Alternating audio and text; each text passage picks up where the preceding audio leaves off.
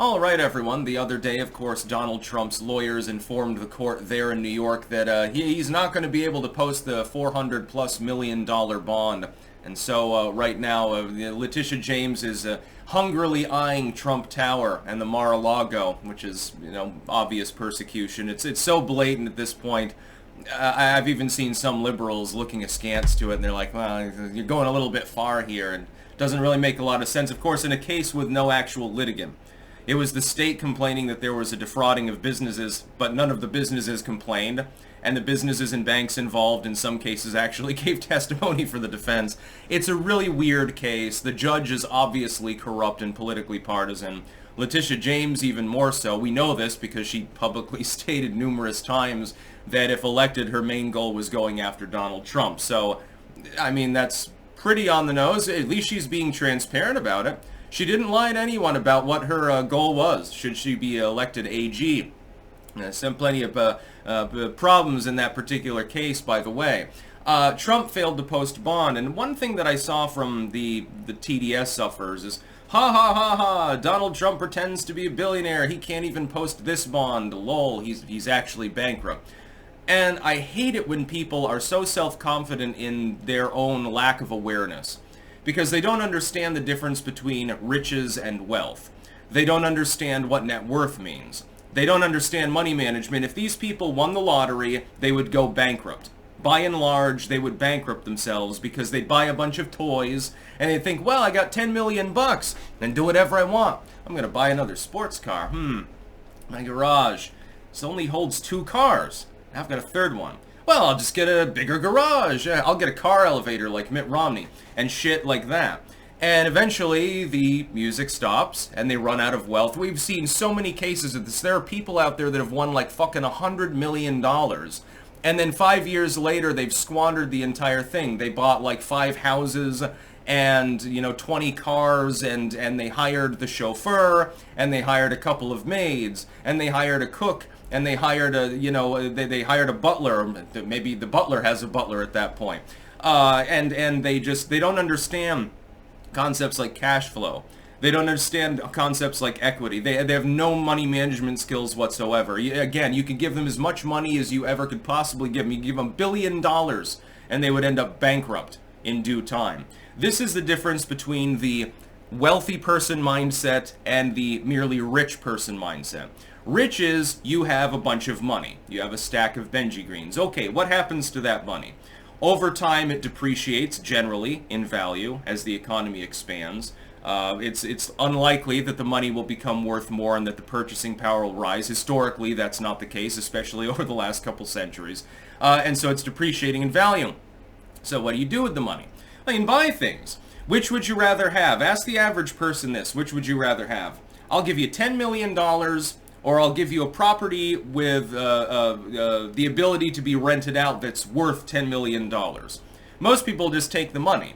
Now, if you think you can invest it better than having that property, then that's probably a good idea, but 99% of the population doesn't fit into that. When we say that Donald Trump is a multi-billionaire, that is fundamentally true.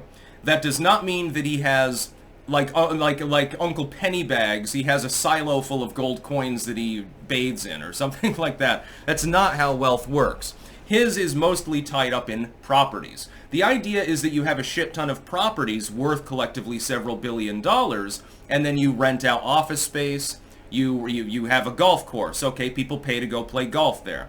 You have the Mar-a-Lago. It's got like 100 fucking bedrooms. Supposedly it's only worth about $18 million, according to the New York Attorney General. By the way, if they seized the Mar-a-Lago, I bet that they would sell it for a lot more than that now, wouldn't they? That would be very, very interesting and probably get these people into a little bit of trouble. So they're more likely to go after Trump Tower if they have to. The fact is that Donald Trump does not have $400 million in cash. He has several $billion, but it's all in assets. Now, he can sell those assets. For instance, he could choose right now to sell a couple of his office buildings overseas. He could do that today. He gets it 10% below spot or something. He could probably make that much money in an afternoon. It wouldn't be difficult for him. Once the papers are all signed, he can have the cash in hand and post bond. I don't think that he gives a fuck, though. I think he's like, well, I don't think they're going to be able to go after my foreign properties. got agreements with other countries and shit like that. Let him take Trump Tower. Yeah, who gives a fucking goddamn hell? I don't live in New York City anymore. It would be a symbol, by the way, of the failure of New York City. You've got this odd situation where a city that is collapsing under the weight of the migrant crisis, caused by Joe Biden mainly, and the rise of homelessness, crime, fentanyl overdoses, and crazy shit like that. We'll be talking about AOC's district later. That's in New York as well. When we are talking about that, their priority is going after Donald Trump. Well, I mean, selling off Trump Tower for a few $100 million, yeah, I mean, you'll be able to pay for the homeless for a while, you know, for about a week or something like that, considering how many there are. You'll be able to build maybe one more addiction rehab facility. In fact, they should take, here's an idea. Trump should let him take Trump Tower. And then he should release a list of suggestions for what Trump Tower should be used for. And make it as sarcastic as possible. Well, you know, we could house a lot of migrants in that tower. You know, it's like, what, 30 stories or something. You know, you could house 1,000 migrants there, and on the bottom you can have the food shelf and the bread and the soup and bread line, run by the mafia probably in New York City. And then you can have the addiction treatment facility in the back and stuff like that. Get all the rich bitches in, you know, the middle of Manhattan, right in the center of action where the Trump Tower is. And load them with migrants and shit like that. I'm sure that would go over so well with all of the multi-million-dollar businessmen there. I'm sure that all of the nimbiest rich bitches with their penthouses would love to see a bunch of homeless people outside of Trump Tower every day. Oh, he could troll them. It would be better than the Martha's Vineyard migrant stunt. He should say, well, no, addiction treatment, these are good things. I fully support the state of New York in seizing my property here. You know, I've decided to do charity now. Take the property, but make sure that you house migrants and the homeless there and stuff like that. And then when that chunk of town, when that block becomes one of the bad blocks, you know, good block, bad block, that applies to New York City. It used to be an old moniker back at the height of crime in like the 80s and 90s. Like good block, bad block. This one is overrun. That one has, you know, is actually policed. And so you cross the street and you're no longer safe. Then you cross the street again, you're relatively safe again and stuff like that. It's like every block is its own miniature city. You know, considering each one contains like 10,000 people, it basically is its own little town now, isn't it? Very self-contained in some cases. Yeah, overrun the very center of Manhattan, right on Times Square, I think it is. Overrun it with migrants and fentanyl abusers and stuff like that. Trump could troll them big time. If I was him, I would say, fuck it. I mean, even if that property gets taken, I've got a mansion with like 300 fucking rooms in it, with a ballroom bigger than the average house. I have all the properties all over the world. I've got several golf courses, condo developments, office buildings, residential buildings. I'm one of the most successful property developers in the entire world's history. Well, I mean, go ahead and take the fucking tower. I'll just build another one. That's what he should do. He buys a piece of land, raises the building to the ground, and then builds a private residence there, right in the middle of Manhattan or something like that. Have a little cottage. Well, welcome to Trump Cottage. You know, there's five bedrooms. And to him, that would be a cottage. It'd be funny as hell. Can you just imagine the trolling that Trump could do? Feasibly. He's not going to go bankrupt. People are expecting, oh my God, Trump is going to be bankrupt. No, he's not.